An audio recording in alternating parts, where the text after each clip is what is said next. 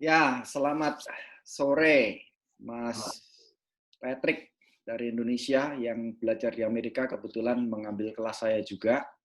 Kelasnya itu Religion and Conflict in Southeast Asia. Kelasnya menarik. Tahun ini kita hanya punya 14 atau 15 mahasiswa. Tahun lalu kita punya 20 mahasiswa. Tahun lalu yang graduate itu ada 6 orang, yang undergraduate 14 orang. Sekarang ini yang graduate cuma 2 orang, ya. Cuma 2 orang. Tapi menarik, sudah menarik. Dan itu menarik karena menariknya memang kelas itu mengapa kelas itu menarik buat kamu, Patrick? Menurut saya kelasnya menarik karena apa ya, bahas-bahas apa yang saya tertarik. Karena kan saya sekolah di Amerika. Nah, sekolah di Amerika itu kebanyakan apa hal-hal yang dipelajarin itu tentang Amerika fokusnya. Kan kan itu kan rasanya baru gitu kan, belajar tentang negara sendiri. Beda ya, melihat negara lain bahkan negara sendiri dari luar, begitu ya. Enggak, tapi kalau kelasnya sendiri menarik. Ada Bhinneka Tunggal Ika di sana, atau Bhinneka, ada Bhinneka di sana, kebinekaan. Iya, kita sana banyak diverse sekali kelas kita kan, banyak orang-orang macam-macam dari berbagai macam latar belakang. Ya, ada putih, orang putih ada, orang hitam ada Muslim ada, Kristen ada, saya seperti juga Saints ada, Mormon juga ada, yang Buddha juga ada. Jadi menarik sekali kelas itu. Jadi kelas yang nah tahun yang lalu saya akan membicarakan pengalaman semester sebelumnya yang lebih banyak mahasiswa dan lebih aktif itu. Jadi tujuan saya kelas itu bukan hanya mengajarkan tentang fakta sejarah, fakta demografi, etnis, Asia Tenggara, geografi, itu penting ya, pengetahuan demografi. Tapi yang lebih penting adalah bagaimana mahasiswa punya pengalaman dan persepsi bahwa banyak orang di dunia ini yang punya beda-beda pendapat, beda iman, dan mereka sangat bersikukuh dalam pendapat dan iman mereka, dan mereka punya pengalaman berbeda. Itu menarik. Jadi kalau yang Islam nanti tahu bahwa ada orang lain yang punya iman yang kuat sekali, sama kuatnya, dan sama bisa menjelaskan kebenaran dari iman mereka. Itu menarik sekali. Ya, itu menurut saya nanti tantangannya. Nah, tadi saya berbicara tentang satu hal pengalaman saya, berbicara masalah saya menyinggung perasaan sedikit orang ya, terutama orang beragama. Jadi saya katakan Indonesia kalah dalam hal human resource, ya saya katakan itu.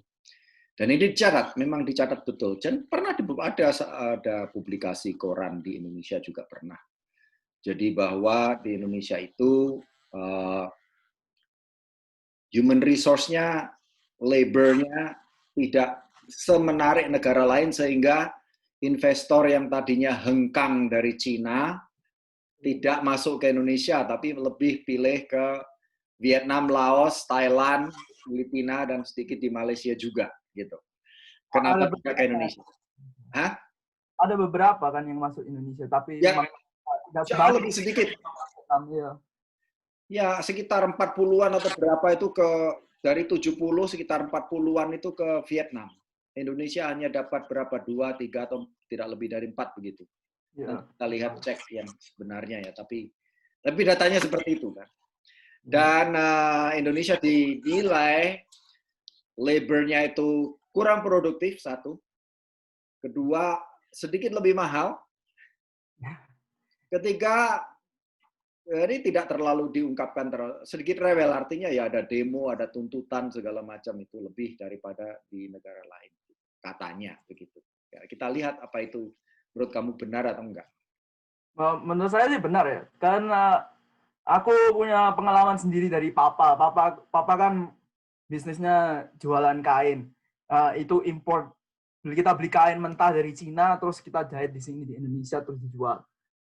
Kata papa itu kalau dibuat sama kalau mau beli kain di Indonesia sama beli kain di Cina itu beda banget. Karena produktivitasnya beda. Contoh ya, kalau di pabrik itu ya. Kalau di Indonesia mulai kerja jam 9 misalnya di pabrik, itu jam 9 orang-orang baru datang. Kalau di Cina jam 9 itu mesin sudah jalan. Masuknya jam 9 mulai itu. Kan sama Gitu juga ya. Indonesia kan ya rewel juga kan, banyak minta akomodasi contohnya. Ya. THR harus macam-macam lah. Terus di sini kan juga termasuk di Indonesia kan serikat pekerja Ya. sering juga Gitu. Ya. tuntutannya produktivitas. Benar juga yang kata Bapak itu ya, karena mungkin religiosity-nya gitu. Kan orang Indo itu kebanyakan Muslim ya. Jadi kalau misalnya kerja di pabrik harus ada sholat, waktu sholatnya. Dan tergantung tempatnya. Kadang ada orang yang nggak mau gantian gitu sholatnya pakai buruhnya itu loh. Harusnya. Ya.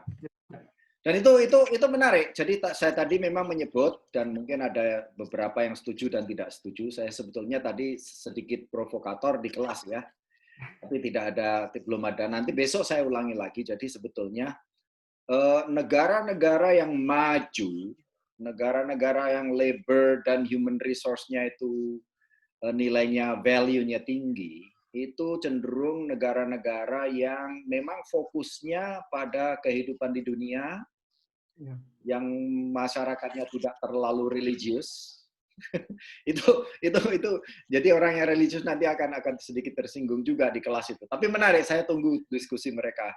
Jadi memang betul. Jadi itu waktu saya pernah ingat sekali di dalam pesawat, kemudian ada waktu perjalanan dari Los Angeles ke Tokyo. Saya ingat sekali itu orang Jepang yang tahu banyak mengenai Indonesia. Saya juga kaget itu. Dia menceritakan itu semua. Jadi wah sulit di Indonesia itu, waduh itu terlalu banyak tuntutan. Kamu bilang THR tadi. Tapi juga dia bilang soal religius itu tadi. Religius itu penting sekali sehingga kadang-kadang mengalahkan tugas kerja, mengalahkan produktivitas, ya, mengalahkan itu yang menarik. Jadi bukan hanya waktu untuk sembahyang, waktu untuk libur, mereka juga bilang soal bulan puasa. Produktivitas yang sangat rendah katanya pada bulan puasa. Jadi menarik sekali kasus Indonesia ini. Jadi kalau dikatakan ya udah jangan terlalu, nggak bisa dong. Saya tadi mengatakan juga banyak bangsa di dunia memang yang religion itu, agama, kepercayaan, iman itu memang sangat penting. Tapi saya tadi juga memutarbalikkan sedikit, bukan memodifikasi sedikit. Memang penting beriman dan beragama, tapi saya menekankan, ya beragama itu salah satu tugasnya adalah memperbaiki kehidupan di dunia ini. Jangan terlalu fokus ke surga. Nah, itu. Jadi itu saya katakan tadi. Dan itu salah satu nanti jalan ya. Nanti akan saya hubungkan dengan resolusi konflik. Bagaimana konflik itu ditangani, bagaimana konflik-konflik antar agama itu dipecahkan, kalau banyak agama itu fokus pada perbaikan kehidupan di dunia ini. Dan perbaikan kehidupan di dunia berarti juga menciptakan ketenangan, perdamaian di dunia sekarang ini. Itu yang harus fokus, dan bukan fokus ke akhirat. Gitu. Nah, saya tadi mengkritik juga banyak bangsa agamis, termasuk Indonesia, yang menghabiskan waktu, tenaga, dan biayanya untuk kehidupan akhirat. Nah itu, jadi saya itu kalau saja Indonesia itu bukan Indonesia ya, saya kira pemimpin-pemimpin agama dan doktrin agama lebih memfokuskan bahwa salah satu ibadah keagamaan yang paling penting adalah menciptakan kehidupan yang lebih baik di dunia ini. Gitu. Bagaimana? Entah ibadahnya dalam bentuk apa. Entah kerja keras, etos kerja yang keras, yang produktif, ya, dedikasi yang tinggi, ya, serius, ya, bukan hanya rajin dan tepat waktu dan lain sebagainya, tapi juga dedikasi yang tinggi untuk menolong orang lain, ya, memajukan orang lain, memajukan masyarakat. Ya dalam bidang ekonomi, karena nanti ekonomi itu juga ada hubungannya dengan kesejahteraan. Nggak bisa, tapi sulit sekali mengubah itu.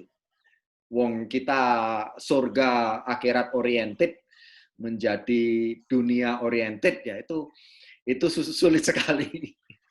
Tapi ada agama-agama saya kira yang bisa ya, yang punya ayat, doktrin atau apa yang bisa diarahkan lebih fokus pada dunia sekarang, yang memperbaiki, termasuk lingkungan hidup, ya, termasuk kemiskinan, ya, pendidikan, dan juga bisnis dan ekonomi. Saya nggak tahu bagaimana caranya. Hanya itu caranya Indonesia untuk maju. Setuju? Semua memang tergantung ke SDM-nya memang. Terakhir. Semua tergantung SDM ya. Memang sih.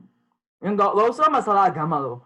Apa kalau dibandingin pekerja apa Tiongkok, Cina sama Indonesia tuh beda juga loh. Apa output kerjanya tuh. Oh ya, iya, iya. Memang di sana di Cina sekarang memang dibayar lebih mahal daripada Indonesia, tapi mereka hasil kerjanya lebih banyak. Ya, produktivitasnya masih worth it ya, masih sumbut dengan produktivitasnya. Vietnam juga mirip sebetulnya. Vietnam mirip ke Cina daripada Indonesia. Jadi inilah yang sedikit mengkhawatirkan tentang Indonesia. Jadi memang ya etika kerja dan itu kebudayaan loh.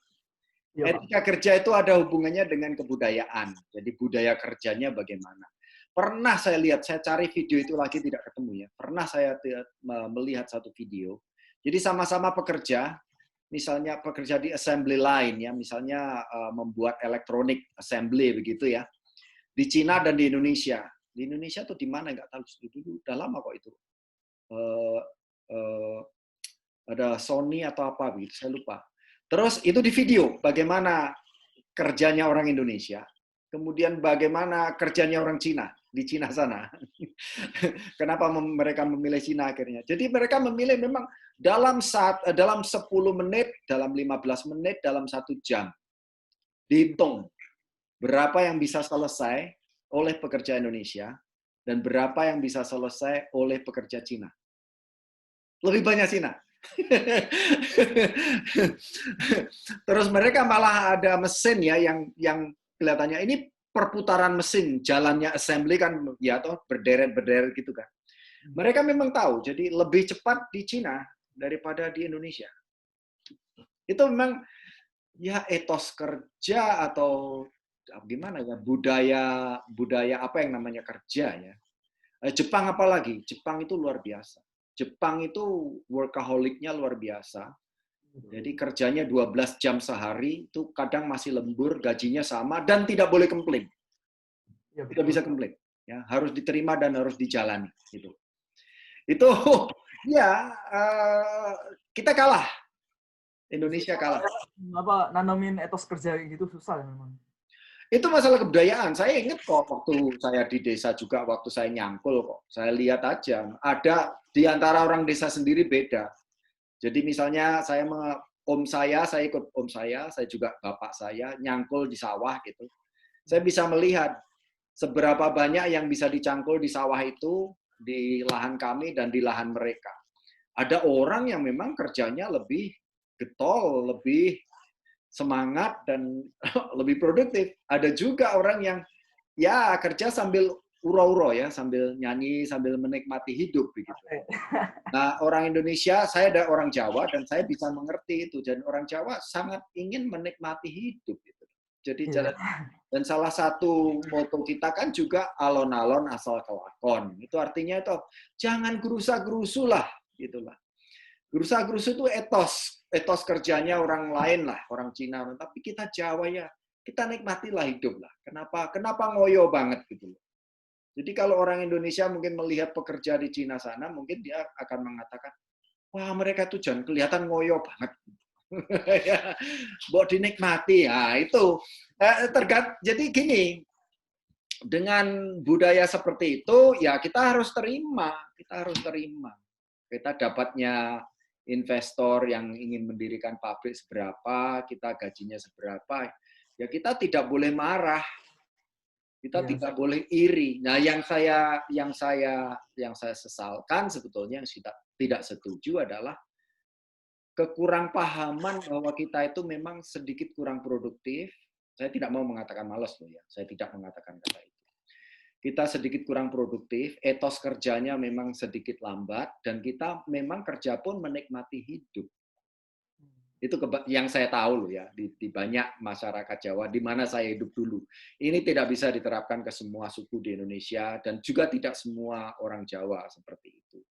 Tapi bahwa kerja itu untuk dinikmati, bukan menekankan produktivitas, itu memang, apalagi kerja untuk orang lain ya toh, kita kenapa ngoyo produktivitas ya toh, kita memenuhi kuota aja gitu loh ya. Jadi kerja atas dasar tekanan, kalau ditekan ya kita kerja, kalau nggak ditekan ya kenapa kerja keras-keras begitu kan. Nah karena itu ya kita harus menerima dan harus menikmati. Kalau mau menikmati hidup ya itu tadi. Ya kalau hasilnya sedikit, gajinya kecil, ya hidupnya pas-pasan, ya kita nikmati. Termasuk itu juga kita nikmati. Bagus juga sih sebenarnya orang kita tuh orang Jawa mostly gitu punya mentalitas kayak gitu ya. Kan dibandingin sama negara-negara lain yang maju, contoh orang Jepang, orang Korea, tingkat bunuh diri, stres kan tinggi banget. Oh iya, betul. Indonesia kita sangat rendah loh Pak. Bunuh diri. Ya banyak suku di Indonesia, saya mengatakan ya orang Jawa punya moto alon-alon asal kelakon, menikmati kerja dan lain-lain. Ini bukan diskriminasi, ini kan juga anekdot kan, nggak semua orang Jawa seperti itu, nggak. Banyak orang Jawa yang getol sekali, usahanya luar biasa dan berhasil, banyak sekali. Cuma ini sedikit pengalaman dari sedikit yang kita tahu ya, tentu saja bisa salah ya, jangan salah ini. Tapi gini yang saya maksud, orang Jawa yang saya lihat, walaupun ya hidupnya pas-pasan, saya masih melihat kebahagiaan yang lebih tinggi daripada orang-orang Jepang yang saya tahu. Betul, Pak. Jadi tinggal pilih aja, nggak apa-apa kita alon-alon asal kelakon, investor ya terbatas ke sini, pekerjaannya begitu, penghasilan. Tapi kita masih bisa ketawa-ketawa. Gitu. Kita orang Jawa itu masih bisa ketawa-ketawa, masih bisa menikmati hidup, begitu ya. Itu luar biasa. Dan rate of tingkat bunuh dirinya juga kecil sedikit. Di Jepang itu orang kerja sampai mati, coba. Iya. Kecapean pulang mati kerja. Kalau orang Jawa ya sedikit nggak apa-apa, tapi masih berkelakar ya, masih gurau, masih itu yang menarik. Jadi tidak apa-apa saya kira. Jadi saya kira jangan kecil hati atau mengeluh bahwa kita sedikit ketinggalan atau bahkan ya sedikit lebih miskin dari negara lain. Negara lain yang dipikir uang terus, yang dipikir produktivitas terus, yang dipikir kerja keras terus, ya toh. Kita ya mungkin agama juga bagus di situ, kita mendapat hiburan dalam agama. Ya toh, kita dekat dengan Tuhan, kita ayem, kita tidak stres. Nah, itu pilihan. Tapi saya juga berkecil hatinya ke masa depan. Kalau begini terus, ya human resource kita ketinggalan terus, ya ke depan kita gap-nya akan semakin jauh ketinggalannya. Begitu.